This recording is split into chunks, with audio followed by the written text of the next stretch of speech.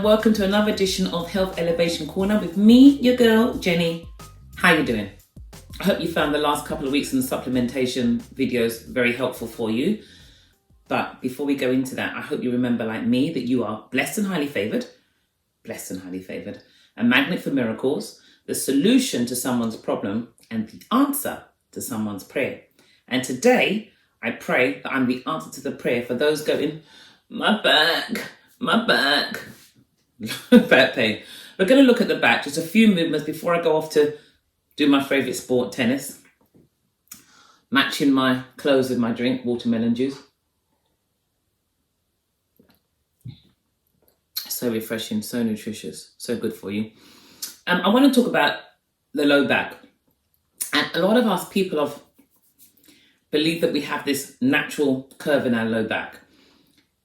But really, for many of us, we actually have what we call a flat low back here.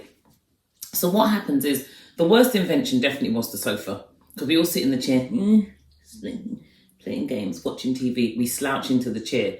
The issue is, for a lot of us, even jobs like hairdressing and things where we're bending over, we're curving and rounding the spine. When this is flexing the spine, when actually we don't really do things to extend the spine. The spine is extended like this, not like this. This is flexing the spine. This is extending the spine. And many of us think that we have this natural curve in our spine because we might have botsy.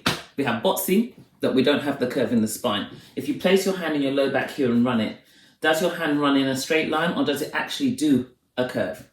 How we measure it, we use these compasses. So we put one compass up here, T12, L1, and we put another one down here at S5. And we take the measurements, and these help us to actually measure the degree of curvature in the spine. And a normal degree of curvature in the spine is 35. Anything less than that, you've got what we call a flat back. And if it gets really, really flat, then it allows and opens the door for the discs to herniate, to literally bulge. That's going to cause problems. You also need to know that L5S1, here, just below the belly button, is where 75% of your range of movement in the whole of your back is. And most people have bulging disc at L5S1. You go and get that disc fused for the first 18 months. Yeah, life might be really great. But I've had clients who, after that 18 months, when the scar tissue sets in, 45 minutes just to get out of bed. So I'm going to show you a couple of really simple things you can do to actually extend the spine. Now, obviously, if you have excessive lordosis in the spine, then you need to try and curb that as well, because that means you're going to have other problems here, probably around the pelvis. That's going to create other issues around the hip flexors. So you need to kind of get that right. Posture is a position from where all movement begins and ends. And your communication pathways obviously run down the spine. The spindle cells of communication from your brain to your extremities, right down to your toes. You need to come down a pathway that's really good. Bulging discs, poor posture, curved spines create problems. Our kids with their bags create problems. So there are simple things we can do that can actually help us. I've given these to my niece who's 11, who has issues with her back. And a lot of our children are having these growth spurts. It's called growth hormones in food. I won't go any further than that. But what we need to now do is try and address that, because we've got a generation of sedentary children. Their life is very sedentary. They don't go outside and play and climb trees and develop all these right and tilting reflexes we did. They don't do that. They stay indoors and they're just getting ready to wear glasses and trashing their eyes and decreasing their melatonin. But we won't go there. But we need to be able to do these really simple exercises. So this is for everybody.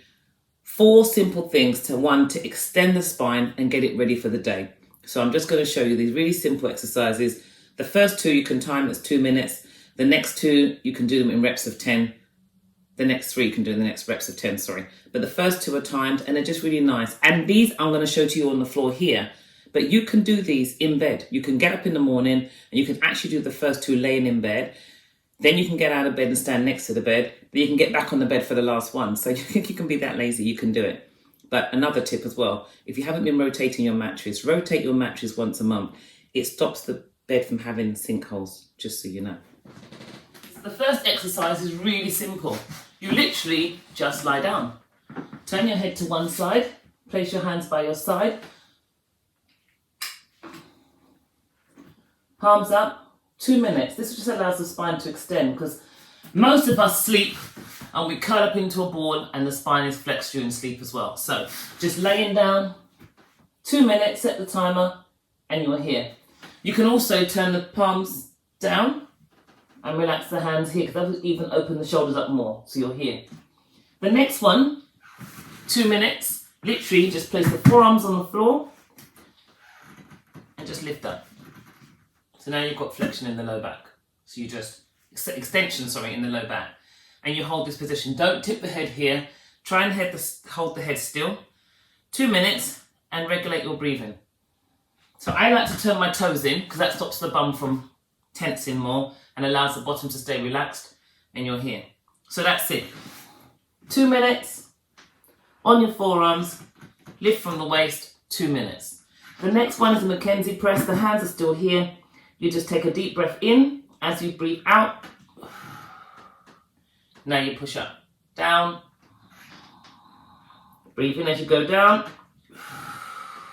Breathe in as you push up. That's exercise number 3.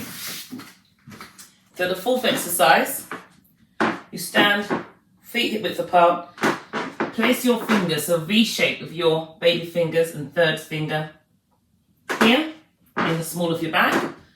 You literally stand, lock the knees, take a deep breath in.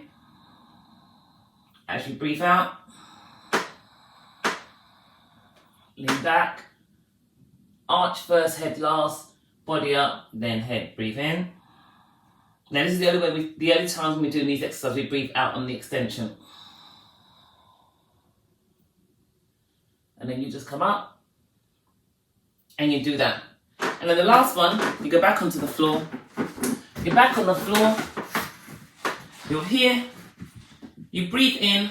As you breathe out, bring your hands around your thighs, pull them in to hug the chest. Breathe in, release. Breathe out.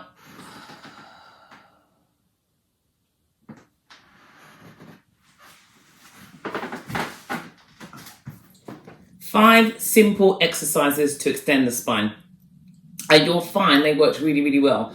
So what for you to do is wake up in the morning, look in the mirror. Just look at the position of your spine. Do those 5 exercises. Look at the position of your spine. 1, you'll open up the chest, which means you're gonna pull the shoulders back and up. So you're gonna release the diaphragm, which means you're gonna be able to breathe more diaphragmatically and more freely. But 2, you're gonna release the tension out of the spine and try to help to normalize that spine. So try that.